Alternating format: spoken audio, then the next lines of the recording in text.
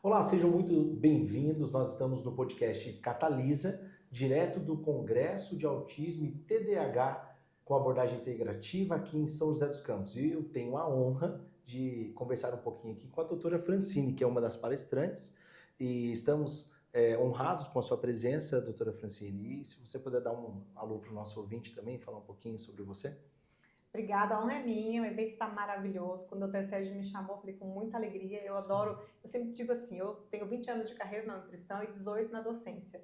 E eu tenho uma missão muito grande que é compartilhar o conhecimento para que depois as pessoas, os alunos mentorados, possam multiplicar Sim. isso, né? Eu tenho essa abordagem funcional integrativa desses 20 anos, né? Metade é eu buscando outras ferramentas para melhorar a minha vida pessoal, da minha família e, consequentemente, dos meus pacientes. E eu encontrei na abordagem funcional integrativa isso, né, Diego? Então, né, tem várias especializações, mestrado, como eu falei, sou professor, então eu sempre estou buscando conhecimento, mas na verdade não é sobre o currículo, é sobre trazer o melhor para o meu paciente. Exato. Né? Então, Sim. fico muito honrada de poder estar compartilhando toda a minha experiência, na verdade, recebendo muito também aqui dos palestrantes, demais, com os congressistas, muitas famílias aqui também, buscando ajuda, foi lindo. Excelente, nós que agradecemos. Eu gostaria de fazer a primeira pergunta para você. Doutora Francine, os estudos recentes eles mostram que 80% das crianças com TEA apresentam disfunções gastrointestinais. Quais mecanismos fisiológicos explicam essa alta prevalência e como eles influenciam o comportamento e o desenvolvimento? Perfeito. Que é o tema da minha palestra, né? O cuidado do trato gastrointestinal nesses pacientes. E realmente é isso, né? Até 80% desses pacientes têm algum distúrbio gastrointestinal. Isso é uma das comorbidades, né? A gente tem diversas outras alergias, encefalites, infecções subclínicas, insônia, enfim, a lista é grande. Mas os distúrbios gastrointestinais realmente fazem parte da fisiopatologia desses transtornos do neurodesenvolvimento.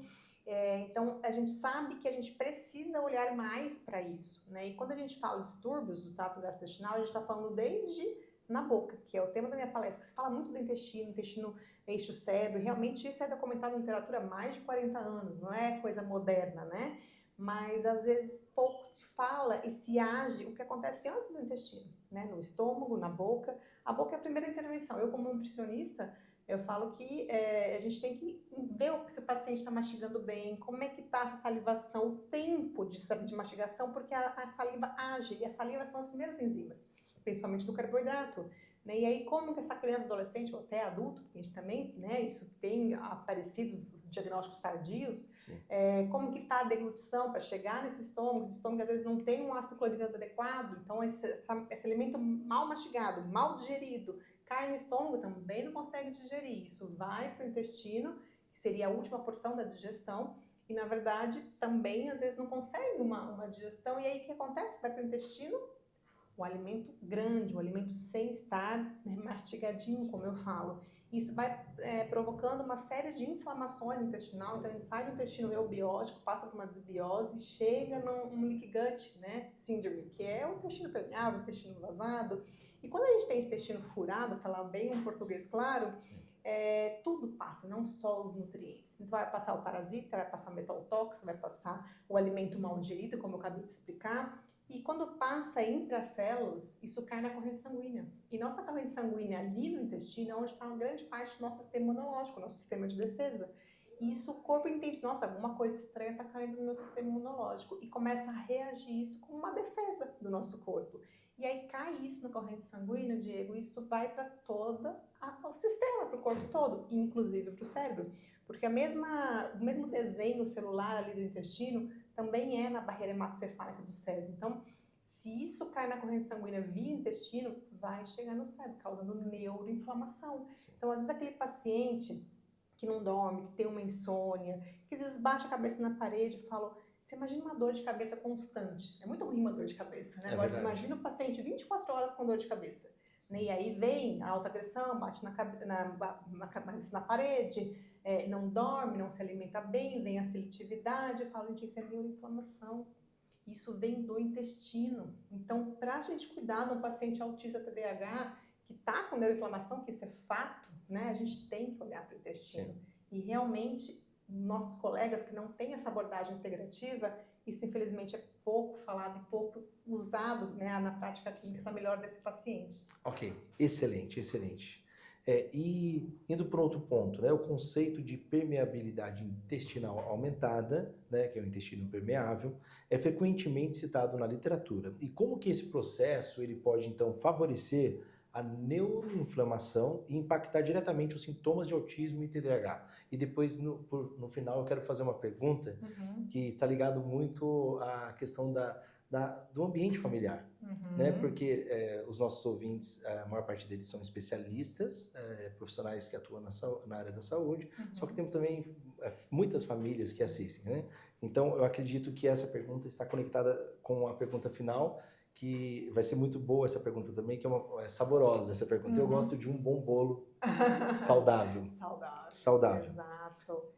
E isso é importante a gente falar dessa permeabilidade, né? Nós explicamos dessa fisiopatologia, quando eu falei anteriormente, mas também o que mais prejudica essa permeabilidade? O alimento não saudável, o alimento industrializado, né? E tudo isso prejudica muito essa desbiose, esse intestino permeável, que piora muito essa neuroinflamação, né, Diego? E isso a gente precisa atuar de diversas frentes, via nutrição, via as enzimas pancreáticas que eu uso muito, melhor na digestão, melhora na mastigação, tudo isso favorecendo essa conexão na neuroinflamação, porque o intestino, poucas pessoas sabem disso, a gente tem muitos neurônios no intestino. Sim. Ele é todo irradiado de neurônios, então assim, grande parte dos neurotransmissores são fabricados no intestino. Okay. Então aquele TDAH que não concentra ou que é mais agitado, na verdade fica passando um monte de outras coisas, na verdade a questão é a deficiência de produção de neurotransmissores no intestino que está inflamado, levando à neuroinflamação. Perfeito. Então, quando a gente entende que o intestino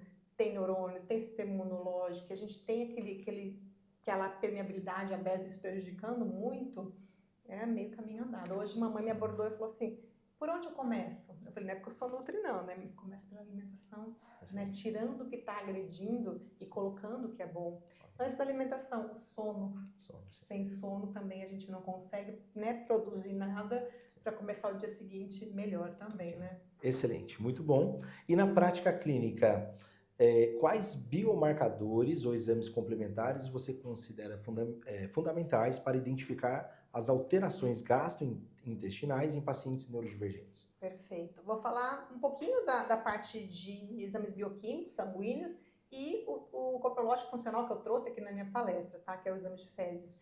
Na parte sanguínea, eu como nutricionista que vejo muita seletividade presente, mas eu sempre falo que a seletividade também não é só das crianças atípicas. Eu tenho muita criança, adolescente também, né, com neurodesenvolvimento típico seletivos, né? Então a gente vê uma desnutrição, uma deficiência de ferro, de B12, então de micronutrientes. Então eu peço um hemograma, eu vou ver como é que ele está, aquele metabolismo de glicose, peço uma insulina. Eu tenho muitos pacientes com resistência insulínica porque consomem muito carboidrato, muitos açúcares, aumenta muito a produção de insulina e isso vai virando uma bola de neve, sabe, Diego? Então a gente tem que também avaliar essa quantidade de açúcar circulante nesses pacientes, às vezes hiperagitados, porque, né, tem já uma resistência ali no nosso corpo. Peço também, né, vitamina D. 100% dos meus pacientes têm deficiência de vitamina D. 100%, né? Sem vitamina D a gente não consegue regular nada. Vitaminas do complexo B também são super importantes para a gente avaliar. Enfim, né? Então, um bom exame bioquímico de sangue é importante para a gente ver quais micronutrientes suplementar, porque hoje em dia, com essa alimentação moderna, na verdade, grande parte tem desnutrição. Então, a gente não consegue corrigir, por exemplo, uma seletividade sem antes corrigir a nutrição. A gente não consegue entrar com o processo de detox sem antes estar com a nutrição adequada para aquele paciente suportar um detox também. Sim. E falando do exame de fezes, que eu falei que é o segundo que eu trouxe aqui na palestra, que eu gosto muito do coprológico funcional, que é um exame que me dá uma avaliação macroscópica, microscópica, biológica, imunológica, e com ele eu consigo atuar entendendo como está o processo digestivo, como eu falei anteriormente, para melhorar a digestão e a absorção. Então, ele me dá parâmetros para eu atuar, por exemplo, com enzimas digestivas, né? Depois dos 35, 40, todos nós vamos diminuindo a produção de enzimas pancreáticas, mas com o paciente que tem um leaky gut syndrome, eu preciso, às vezes, usar por um tempo enzimas digestivas, Diego, para melhorar, dar tempo para esse intestino recuperar aquelas microvelocidades, né? E melhorar a fechar de novo esse intestino permeável. E as enzimas ajudam demais com isso. Excelente. E agora, uma pergunta para a gente fechar, né, toda essa conversa.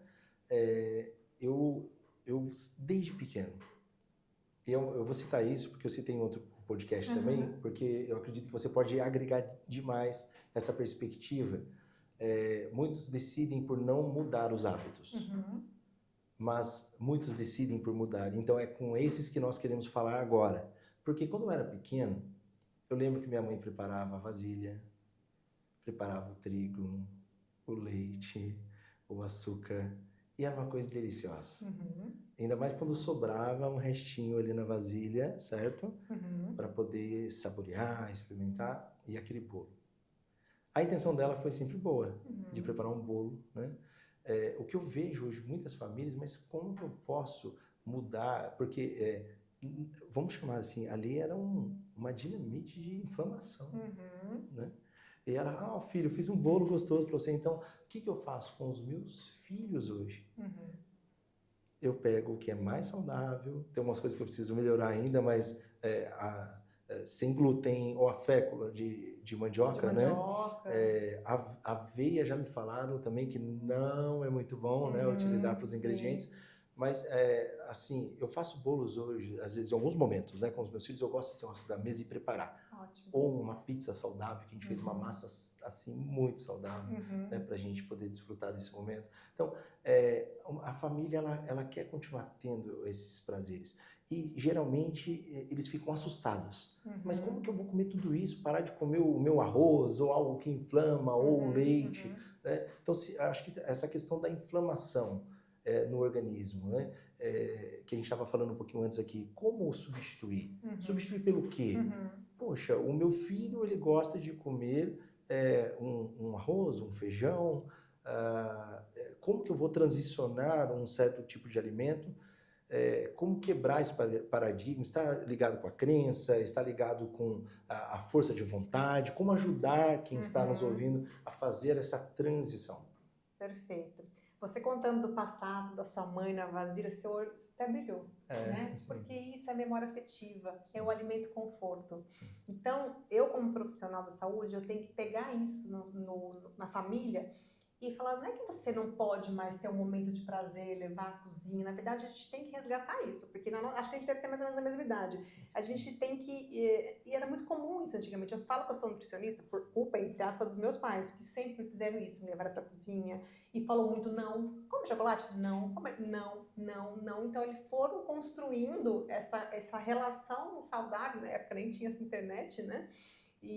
Mas o mais importante que fica é a união. Então, assim, entre comer o bolo não saudável e o bolo saudável, na verdade, o seu filho mais está interessado na união, naquele momento dessa memória afetiva da família na cozinha. Sim. Na minha clínica, Diego, tem uma cozinha, né? Porque a pessoa entra, nossa, tem uma cozinha aqui. Eu falei, cara, a gente tem que resgatar essa memória da importância de voltar a cozinhar. Sim. Porque a gente fala para o paciente, tem que abrir menos, descascar mais, fica muito aquelas frases prontas, mas na verdade, assim, qual que é a prática, né? Então, eu gosto muito de aproximar, o que você come?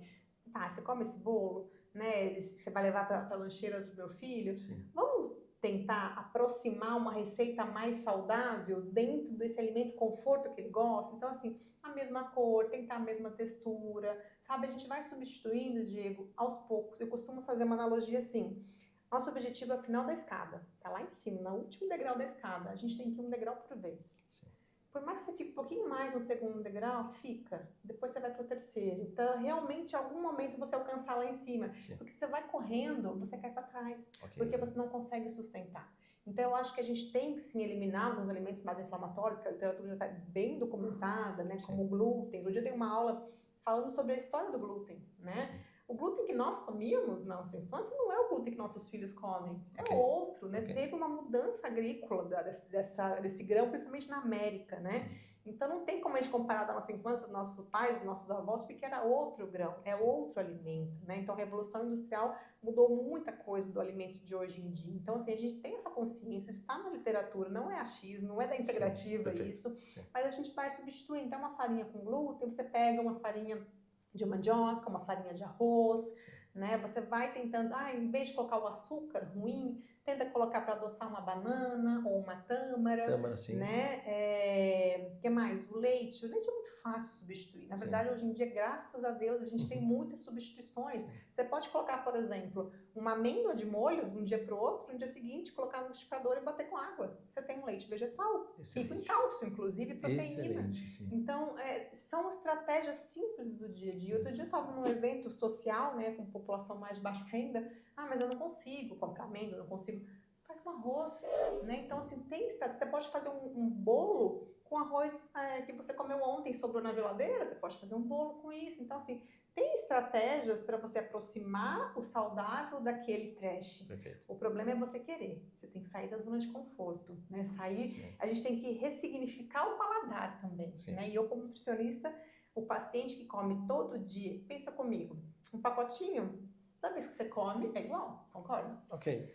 É uma banana, Sim. hoje está de um jeito, amanhã é de outro jeito, Ok. você vai para São Paulo outro jeito, você vai para Bahia outro jeito, Sim. muda. Então, Sim. a gente precisa nutrir esse paciente para que ele tenha papilas gustativas para receber essa mudança do novo. Isso não é de hoje para amanhã. Você viveu 30 anos inflamado. Ok. Você não vai desinflamar em 30 dias. Perfeito. Então, Exato. é importante ter o profissional também que pega na mão, eu sou dessa, sabe? Sim. E fala, vamos junto, vamos pensar juntos como a gente vai trocar pouco a pouco. E eu gosto de aproximar o alimento conforto do alimento novo. E junto a gente vai traçando metas factíveis para aquela família e para aquele paciente. Quando a gente tem a família junto, por isso que eu trouxe minha palestra, Cuidar de Quem Cuida.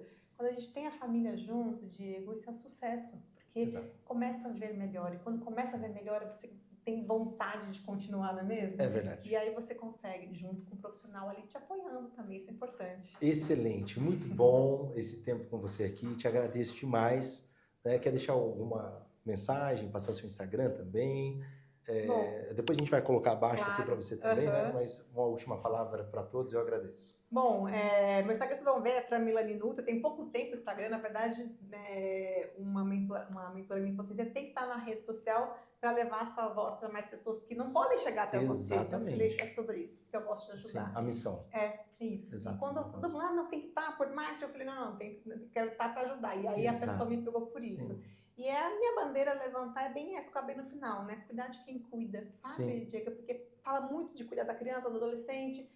Quem vai cuidar dessa criança e adolescente? Excelente. Né? Então, eu gosto muito de falar isso. Cuidar de quem cuida, para que essa familiar, a mãe, o pai, a avó, cuide do nosso paciente, que a gente trabalhe a nível familiar, né? Porque trabalhar com nutrição é trabalhar com mudança de comportamento. Sim. Né? Então, esse recado eu gostaria de deixar. Excelente. Grato, doutora Francine. Eu que Deus agradeço. abençoe muito você. Amém. Grato por toda a entrega aqui também no Congresso. Né? E Deus abençoe a sua vida. Amém. Vocês também. Obrigado. Obrigada, viu?